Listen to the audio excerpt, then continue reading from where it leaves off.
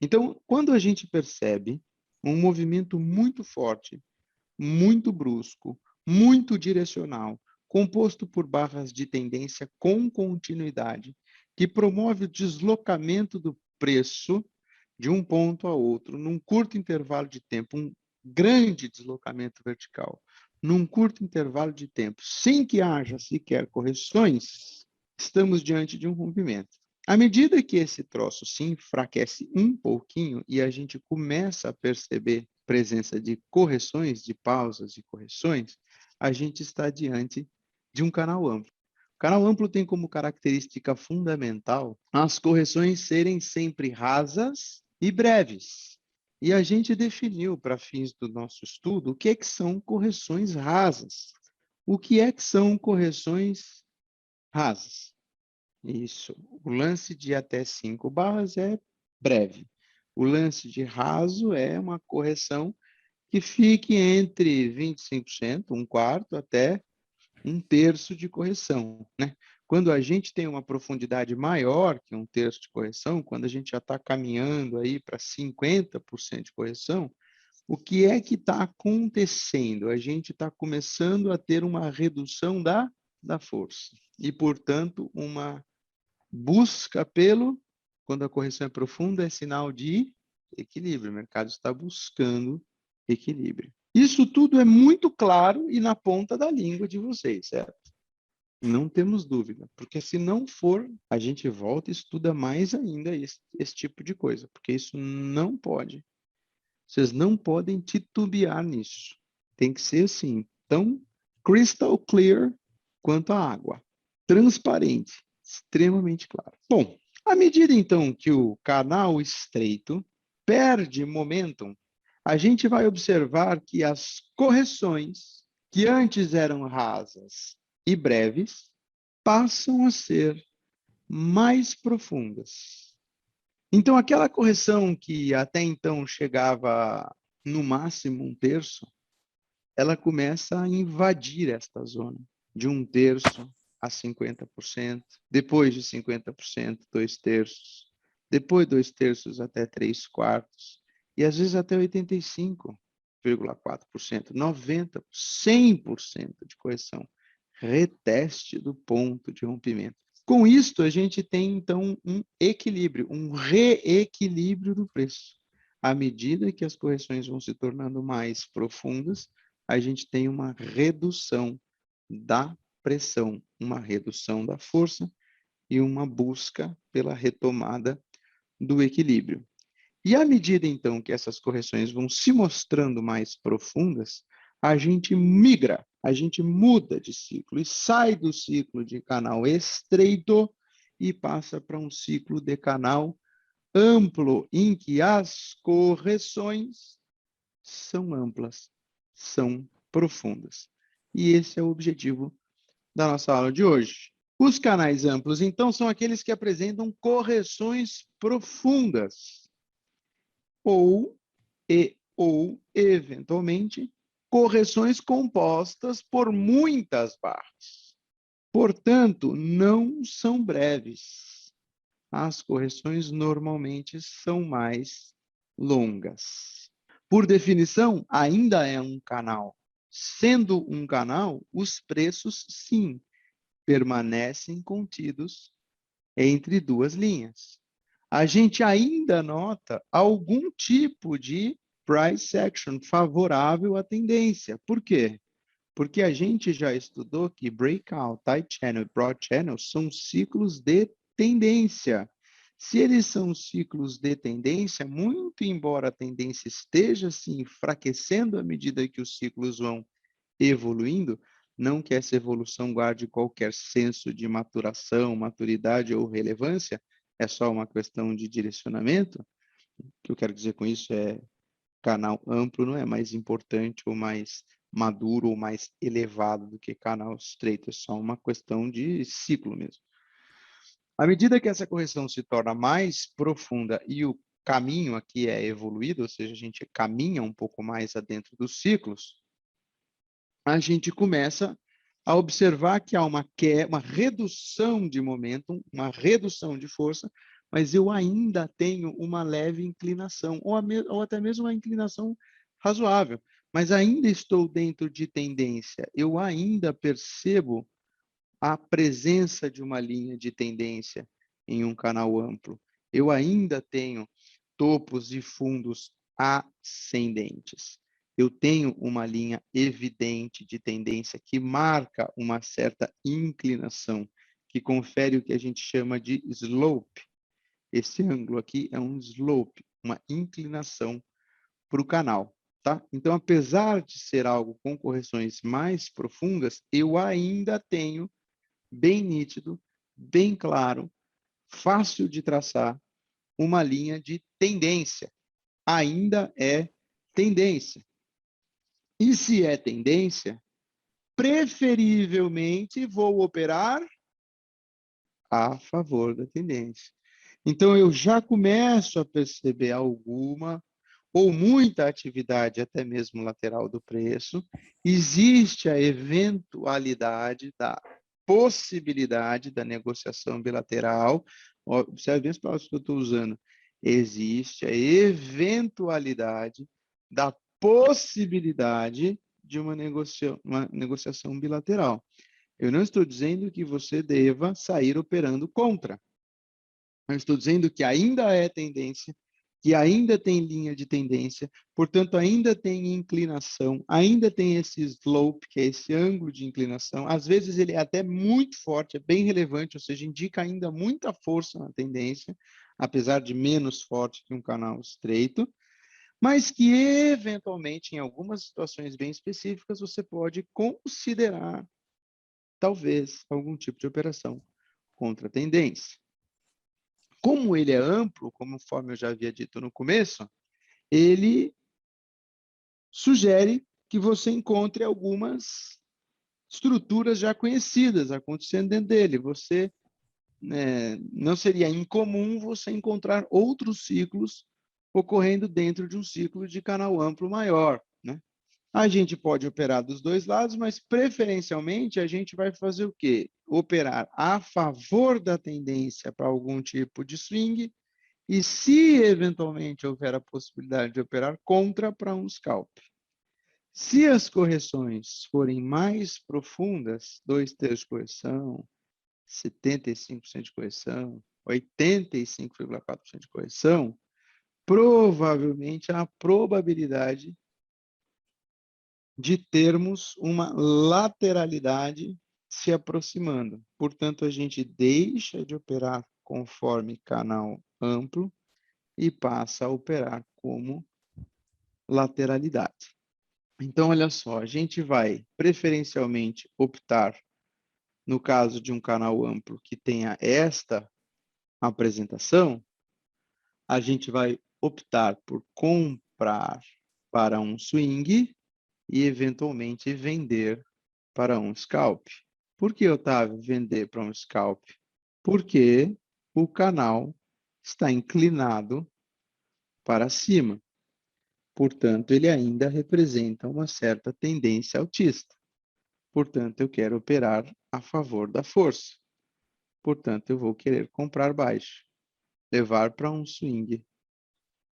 Em novas máximas, eu vou sair de pelo menos 50% da minha posição e deixar um restinho para tentar o toque da linha de canal. E caso eu queira operar no contratendência por alguma razão, eu vou fazer alguns scalps. Portanto, a palavra scalp remete a uma certa consideração. O que é um scalp na nossa metodologia? Operação curta, né? De alvo curto, O que com mais? alta probabilidade. Ah, com alta probabilidade. Logo, se eu observar o toque da linha de canal para poder estruturar uma operação contra a tendência com o intuito de realizar um scalp, mais do que ser breve, eu preciso de alta probabilidade. Então, veja lá como e em que cenário, em que circunstância, de que forma vai ser estruturado esse trade para que, de fato, você tenha alta probabilidade. Porque se você não tiver e você operando contra a tendência, já não é algo de boa probabilidade por definição, de saída. Você tem que estruturar isso de uma maneira muito, muito, muito competente para que você consiga boa probabilidade operando contra. Beleza? O que é importante a gente observar em canais amplos? Como em canais amplos a gente tem movimentos que às vezes se desenvolvem de maneira mais ampla e, portanto, a gente pode perceber ciclos menores acontecendo dentro dessas estruturas, não seria incomum que a gente observasse alguns rompimentos acontecendo alto em direção à linha de canal, baixo em relação à linha de tendência, alto em relação à linha de tendência, caso seja um canal amplo de queda, baixo, num canal amplo de queda próximo a uma linha de canal ou linha de retorno. Não seria incomum encontrarmos microcanais, canais estreitos, lateralidades, outras estruturas dentro desta estrutura maior.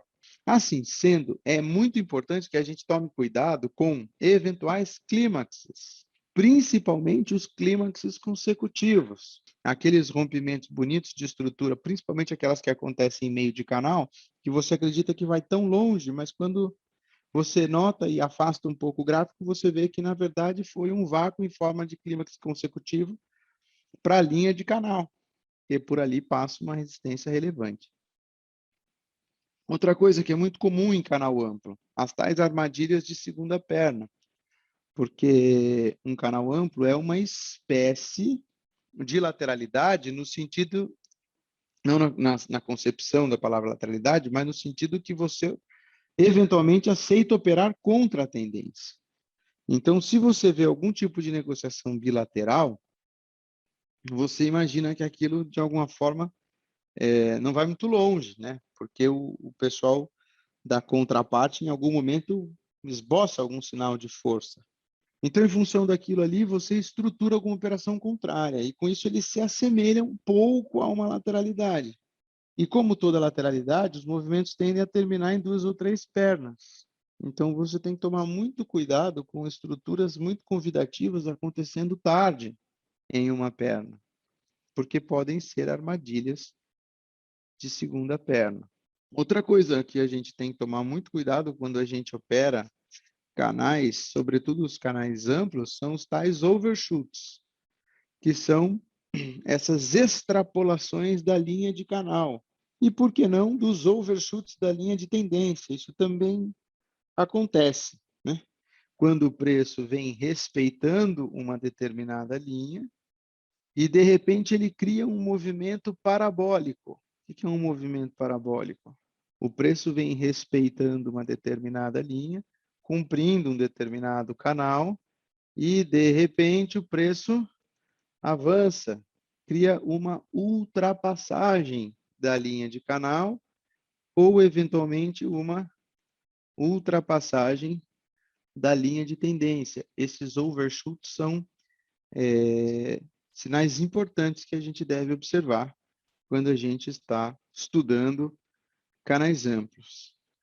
Uma outra coisa interessante que acontece muito no ciclo de canal amplo é uma estrutura muito própria chamada reversão majoritária de tendência. As MTRs normalmente acontecem em estruturas de canais, em ciclos de canais amplos. Você não vai ver uma MTR acontecendo em um ciclo de canal estreito.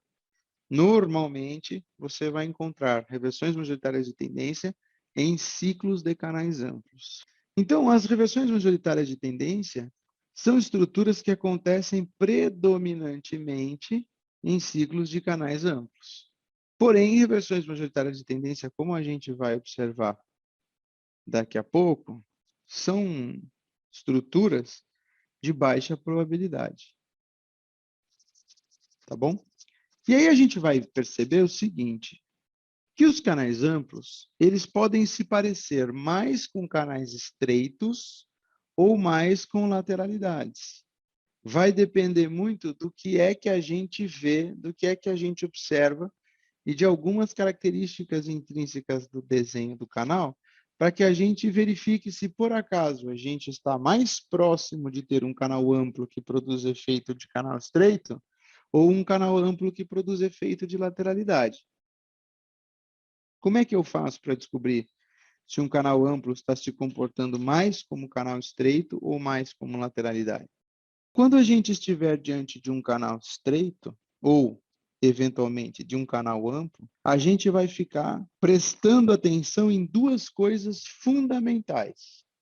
A primeira delas é ponto de rompimento, distanciamento da perna em relação ao ponto de rompimento. Anotem isso. Ponto de rompimento e distanciamento da perna em relação ao ponto de rompimento. 2. Correção, profundidade da correção.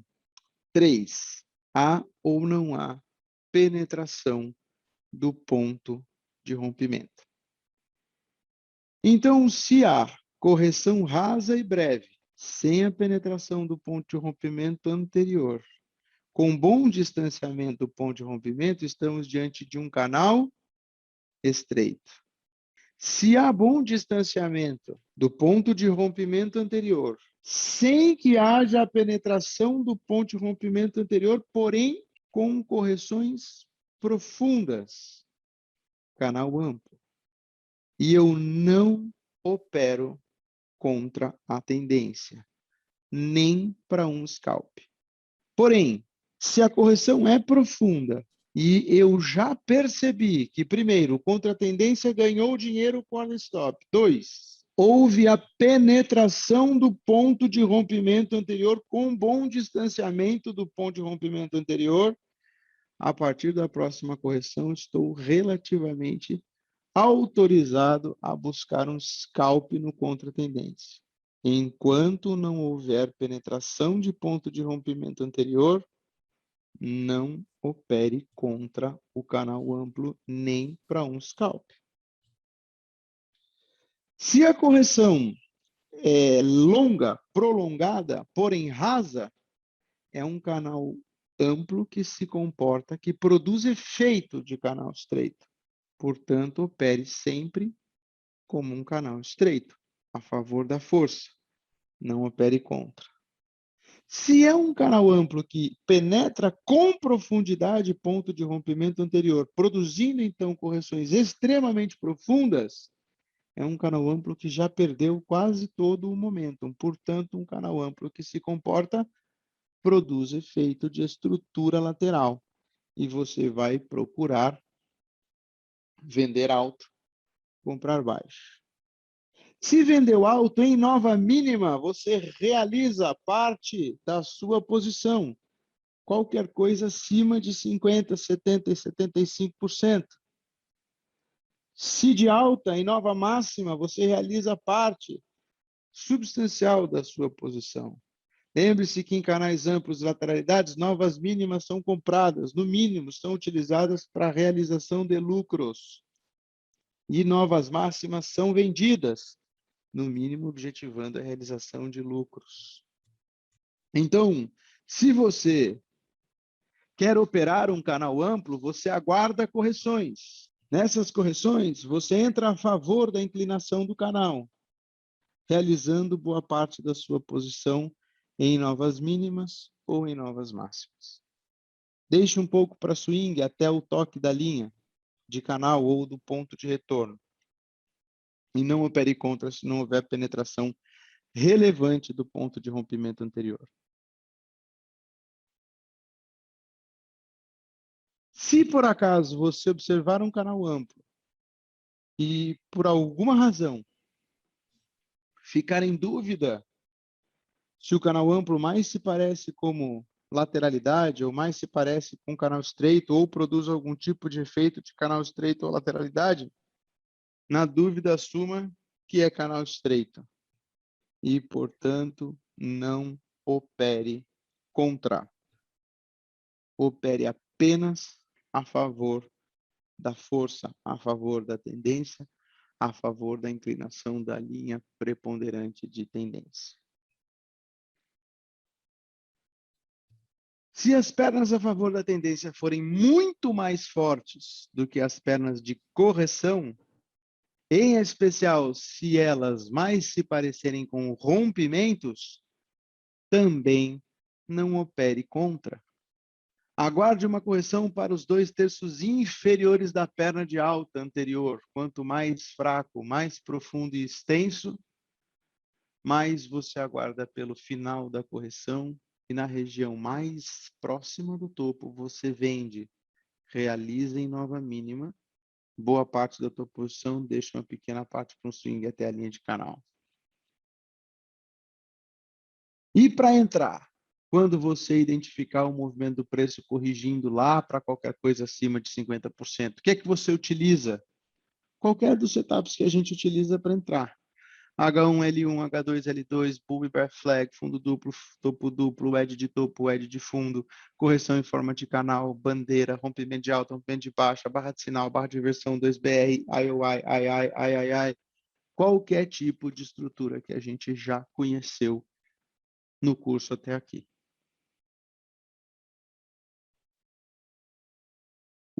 Acho que o grande ponto aqui é, a partir do momento em que você passa a identificar, a perceber, a visualizar correções profundas, observe se penetra ou não um ponto de rompimento anterior. Se houver penetração profunda de ponto de rompimento anterior, você inclusive opera contra para um scalp. Caso contrário, você aguarda as correções se tornarem um pouco mais profundas, 50%, 2/3, 3/4, e aí você entra a favor da inclinação, a favor da tendência, realizando sua posição em novas mínimas ou em novas máximas e deixando um restinho para um swing até o toque da linha de canal ou da linha de tendência. E quando fizer essa parcial, stop no 0 a 0 ou com um pequeno ganho. A partir daí, você pode operar os microciclos. Então, por exemplo, o preço, a partir da correção profunda, o preço para se movimentar até a linha de canal ou a linha de retorno, ele deve produzir algum padrão conhecido, seja em forma de rompimento, seja em forma de spike and channel, seja qualquer forma, seja outro canal amplo dentro de um canal amplo, pode ser uma wedge, uma banda, pode ser vários, ele pode apresentar vários formatos. Você opera esses micro padrões até lá. Se você tiver condição de reconhecer e conseguir estruturar um trade bem feitinho para poder operar esses micro padrões. Beleza? E quando estiver em nova mínima, ou quando atingir uma nova máxima, você realiza uma parte substancial da sua posição. Ah, Otávio, como é que eu faço? Entro devagarzinho, que nem nos canais estreitos e nos rompimentos? Claro. Não por uma determinação exclusivamente técnica, mas por uma questão de conforto operacional. Lembra que você primeiro sente a profundidade do tanque, depois você mergulha de cabeça. Então você põe a ponta do pé lá, vê o que que é. Agora eu vou. Entra um pouquinho no H1, entra mais um pouquinho no H2, entra mais um pouquinho no H3. Compra um pouquinho, fundo duplo, compra o resto. Vende um pouquinho, o edge de topo, o edge bear flag, vende o resto, numa boa barra de sinal com continuidade. Essas coisas todas eu não estou repetindo a cada ciclo, porque eu presumo que a essa altura vocês, de tanto acompanhar a gente ali no mercado, vendo todo dia e tal, vocês já sacaram que é de leve que a gente entra na piscina, para ver se é fundo ou raso demais, para não correr o risco de mergulhar e dar com a cabeça no fundo da piscina, porque é muito raso, ou entrar sem boia e morrer afogado, porque é muito fundo. É devagar. Não importa o ciclo, é devagar. No de rompimento e no de canal estreito é extremamente mandatório, é extremamente relevante que você não faça. O stop está muito longe. Aqui você tem como estruturar. E dependendo de onde você compra, provavelmente você vai comprar bem próximo do início de algum spike, de algum impulso. Portanto, seu stop talvez até seja menos distante. Mas mesmo assim, não é conveniente que você saia atolando o pé. É importante que você vá devagarzinho, até para seu próprio conforto operacional. Beleza? Bom, eu falei aqui de uma coisa muito interessante e eu até vou fugir um pouco do script para poder trazer para vocês aqui. Dentro do canal amplo, como falei anteriormente, a gente encontra um setup muito interessante. Que setup é esse que normalmente acontece dentro de canais amplos? Um setup muito interessante, chamado reversão majoritária de tendência. ou MTR. É um setup que, inclusive, está no livro do Brooks como um dos melhores trades para iniciantes. E quando a gente for falar lá no final sobre os trades que eu gostaria que vocês priorizassem, focassem, preferissem aguardar por fazer e tal, certamente as reversões majoritárias de tendência estarão, ou estariam, ou certamente vão estar neste grupo. Por quê? Porque não é um trade de boa, de altíssima probabilidade. Não é, de fato. Ele dá certo em 40% das vezes. 40% das vezes vai funcionar. 60% das vezes não vai funcionar. Mas, nos 40% das vezes em que funcionar, normalmente ele paga todas as vezes em que não deu certo. Então é o seguinte, a reversão majoritária de tendência é um trade de baixa probabilidade. Funciona em 40% das vezes. Então já vou deixar anotado aqui. É um setup de baixa, mas eu quero ficar assim. É um setup de baixa probabilidade. Apenas 40% das vezes deve funcionar. Contudo, quando normalmente acontece, funciona, costuma pagar todas as vezes em que não deu certo. E como é que funciona esse negócio de reversão majoritária de tendência? Como é que faz para a gente identificar uma reversão majoritária de tendência, construir um setup, né, de reversão majoritária de tendência e tal? Existe alguma receita de bolo para reversão majoritária de tendência? Sim, existe, é o que a gente vai ver agora. Então, isso aqui é importante. É um setup de baixa probabilidade, tá? 40% das vezes funciona, 60% das vezes não funciona. Mas por que que eu estou dizendo que é bom? Por que que eu conheço pessoas que só operam isso? E por que que eu acho que vale a pena a gente investir um tempo em entender essa estrutura? Porque normalmente, quando funciona, ele costuma pagar por todas as vezes em que não deu certo, tá? E aí a gente tem aqui um lance de premissas. Ou seja, como é que eu faço? Como é que eu identifico? Quais são as características fundamentais de uma MTR para que eu a reconheça e, eventualmente, tope operá-la? Eu preciso necessariamente primeiro de uma tendência. Eu preciso de uma tendência com linha de tendência clara e evidente anterior. Então, eu preciso de uma tendência anterior, condição para ter o que reverter. Porque se é uma reversão majoritária de tendência, eu preciso ter uma tendência, senão zoou. E aí eu preciso do quê? Da quebra dessa linha de tendência. De qual? Anterior. Por que que eu estou dizendo que é um padrão comum e normalmente acontece em canais amplos? Porque para que haja a quebra da linha de tendência, eu preciso de uma correção profunda. Então, por isso, não vai haver MTR em ciclos de rompimentos de canais estreitos. Porque se eu preciso de uma quebra da linha de tendência anterior, eu preciso de uma correção profunda.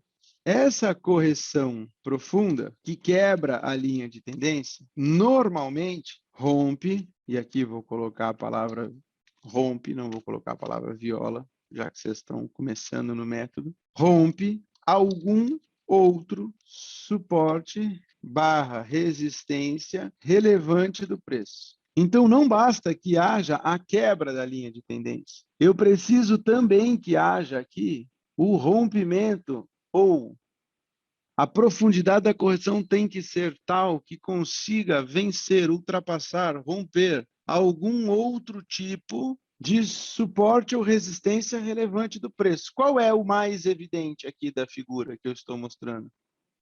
A média móvel. Então, aqui, a média neste caso, é um suporte dinâmico do preço. Então, esta quebra da linha de tendência deve ser seguida por uma ultrapassagem, por um overshoot, por um rompimento da média móvel, que é um suporte relevante para o preço. Posso ser mais criterioso ainda e buscar por fechamentos acima / abaixo da média móvel, que produzam algum gap de média, ainda que seja um gap de barra. Preços que cruzam a média produzindo gap de média. A importância do olhar criterioso que vocês desenvolveram com a planilha até aqui. E como é que tem que ser essa correção profunda, buscando por fechamentos acima ou abaixo da média, produzindo algum tipo de gap? Produzindo algum tipo de gap já demonstra que para que haja a produção de gap, eu preciso de força. Então, esta correção profunda deve apresentar sinais evidentes de força, durar ao menos 10 barras e 2 pernas. Estou passando a receita de bolo, isso é um setup mesmo, tá? Receita de bolo. Se não for assim, as chances de ser bem-sucedido diminuem, tá? Nem todas vão ser exatamente assim, porque aqui é o que seria da Alice, né? Seria o do mundo da Disney. Nem sempre isso aqui se comporta exatamente dessa forma, mas aqui estão as premissas fundamentais. E veja como tudo faz sentido, porque eu preciso de uma correção profunda e agressiva, forte, no contra-tendência, mostrando que os caras que produziam, porque se eu quero uma reversão majoritária da tendência, eu tenho que, para que isso seja possível ou mais provável de acontecer, eu tenho que ver uma diminuição da força de quem produzia a tendência que eu quero uma reversão, concorda? Porque senão o desequilíbrio ainda é latente e predominante para um lado só. Quando eu consigo colocar uma correção tão forte, tão profunda, que rompe inclusive a média móvel, produzindo gap de média, a gente viu isso na aula de gap. O que é quando eu consigo levar o preço para o outro lado da média, produzindo inclusive fechamento para o outro lado da média, ou eventualmente deixando uma barra inteira com um gap de média para o outro lado? Isso é sinal de força dos contra-tendência, dos operadores contra-tendência, dos operadores que buscam operar na contramão deste movimento.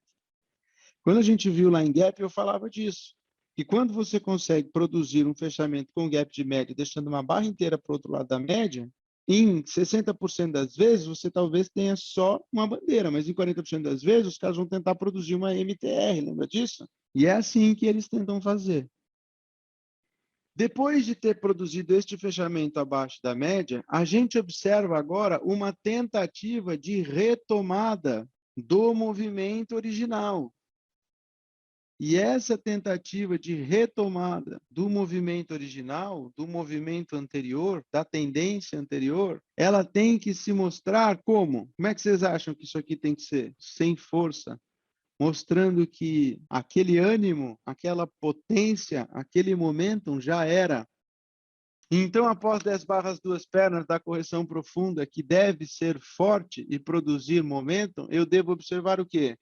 Tentativa enfraquecida de retomada do movimento anterior. E aí vou colocar aqui tendência anterior. Então aí eu vou ter uma tentativa enfraquecida de retomada do movimento anterior, que se apresente também em, no mínimo, 10 barras e 2 pernas. Porém, quanto pior, no sentido de mais fraco e corretivo, melhor. Bom, padrão de reversão, barra de sinal, entrada e continuidade. Está definido uma MTR na sua essência. Só uma coisa antes de terminar, e isso aqui é uma dica do milhão, hein? Essa aqui eu vou também, nunca disse para ninguém, vou dizer só para vocês. Se a correção se dá em 10 bars to legs,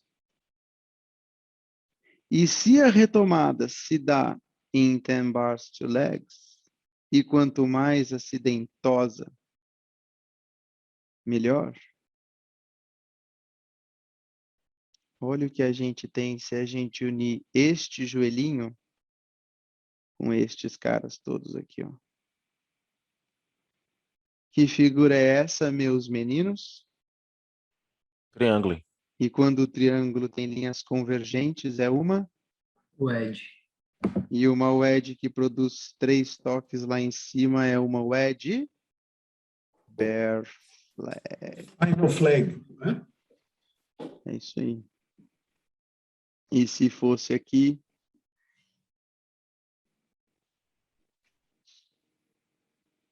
Seria uma assim. Tá certo? Tá bom?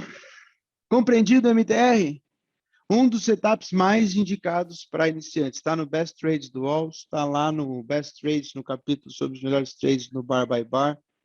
E é muito legal de operar. Vai dar certo?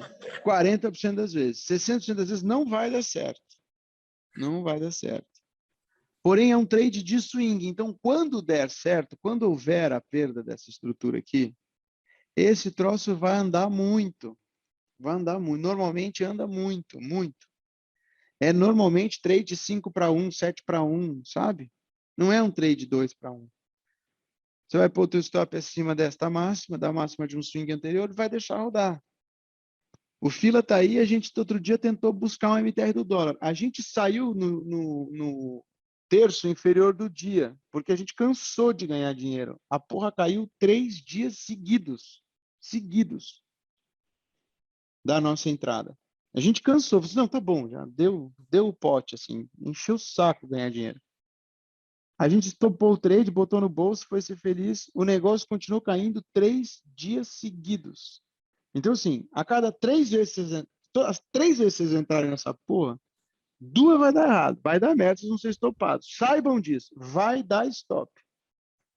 E vocês sabem por que vai dar stop. Porque quantos por cento das tentativas de reversão de uma tendência dão certo? 20%. 20% só das vezes em que vocês tentarem buscar por uma reversão de uma tendência vai dar certo. Se acontecer tudo isso aqui que a gente colocou, esse 20 vira 40. Mas ainda é uma busca por uma reversão de uma tendência, já enfraquecida por conta da correção profunda, já enfraquecida por conta da penetração de ponto de rompimento, já enfraquecida por uma... É por isso que de 20 vira 40. Se tudo isso aqui acontecer, ainda formar uma wedge de topo ou uma wedge de fundo, vira 55. Vai dar merda na maioria das vezes. Mas quando vocês acertarem, sound delicious.